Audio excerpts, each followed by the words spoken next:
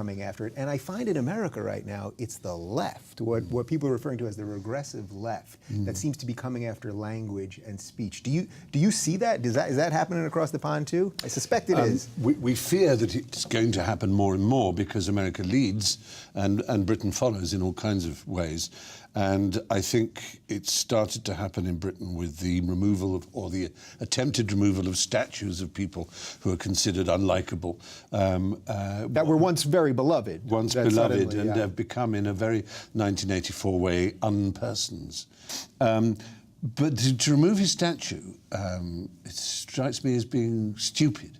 I mean, the way to fight colonialism and the ideas behind it is not to pull down statues. Yeah. It is to actually to reveal, to say who he is. This is who this man was. Look at him. Yeah. So this might occasionally throw an egg at it. Yeah, and this is like when in America they won't show repeats of the show Dukes of Hazzard because they had a Confederate flag on it. Or I'll even hear, Thomas Jefferson. People will say, well, it's known that he was sleeping with one of his slaves, and people say, well, he was a rapist, and we should now. But he also helped free the slaves. Yeah, I know. It's because life is complicated, and nobody wants to believe that life is complicated. Yeah. This is the problem. I suppose you might call it the infantilism of our culture. There is deep infantilism in the culture, and that extends.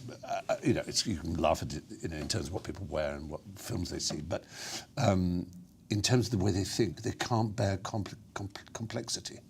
The idea that things aren't easy to understand, that there's a but there's a ah.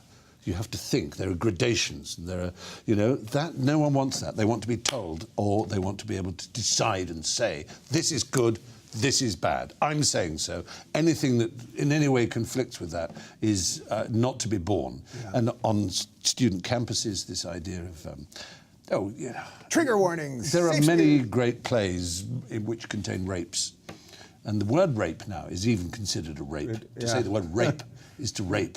Yeah. Well, it has an interesting Latin root, and the word raptor comes from the same root, rapine, and there are all kinds of words from it. Violate, these words. They're terrible things, and they have to be thought about clearly.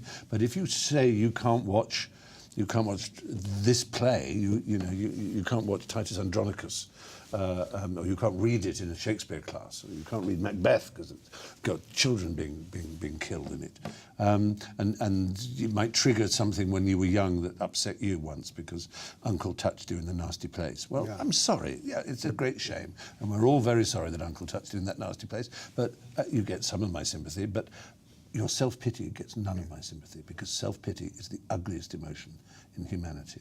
And get rid of it, because no one's going to like you if you feel sorry for yourself. The irony is we'll feel sorry for you if you stop feeling sorry for yourself. Just grow up. Yeah.